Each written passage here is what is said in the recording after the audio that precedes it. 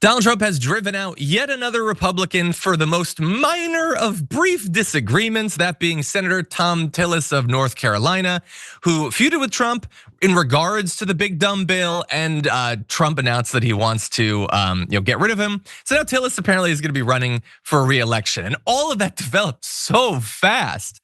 So Thom Tillis said this: as many of my colleagues have noticed over the last year, and at times even joked about, I haven't exactly been excited about running for another term.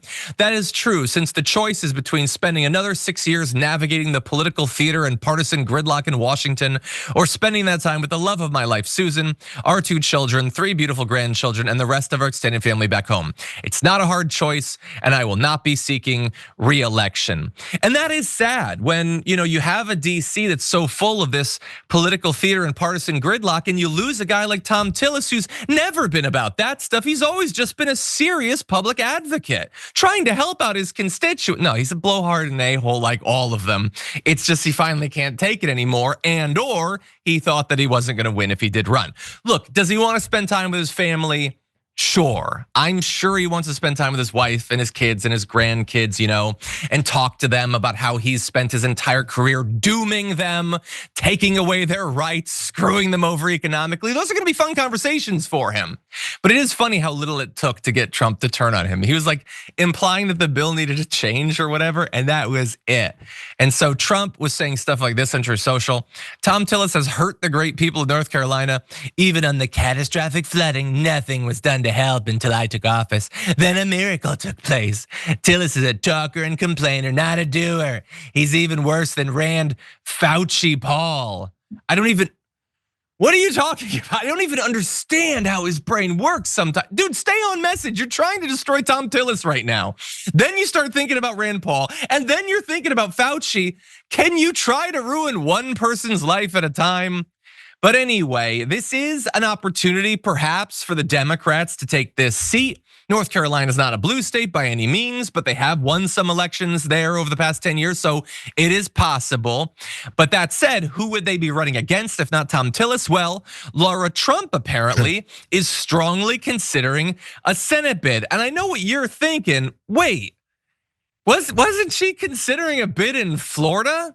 And then you're probably thinking, wait, aren't Florida and North Carolina different states that don't even border each other, and hypothetically you should have an attachment to one or the other, not both, to the extent that you think you are uniquely situated to represent them in the Senate? Yeah, you think that because you're a sane person. If you are defined purely by your own sense of entitlement, arrogance, and ambition, then sure, run for whatever the hell state you want, whether you have a connection to it or not. I don't care. What do you think, JR? First of all, there's a couple things here, because Thom Tillis, as he's jumping out here, and then Donald Trump criticized him, and he pointed out how he didn't help with the floods, he didn't help with this, the hurricanes, and all this stuff. He did the same thing with AOC. Look what's going on in the streets of New York. I'm not sure if he understands how representatives or senators, how they're not governors, they're not mayors, and they don't have direct control over the inner workings of the direct city that happens to be in their district. They're representing the people there, and maybe they're trying to pass some legislation that will help them. But he always goes to these attacks as if everyone is the president of that street that has an issue within their district because they had an issue with him. He doesn't know how anything works. But still, outside of that, that's his attack line, because he doesn't know how else to attack Thom Tillis, who, by the way, is still gonna kiss his ass.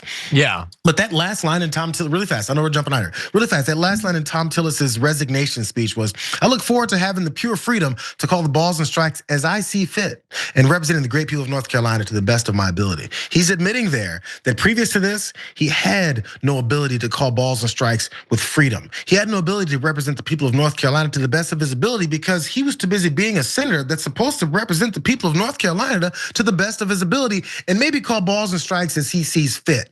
In other words, he's a controlled guy. He had no power. Apparently, he's telling us he's a sucker, and that he got controlled by Donald Trump. And now that Donald Trump is upset with him, or because he swayed a little bit away from Donald Trump, he's got to run away.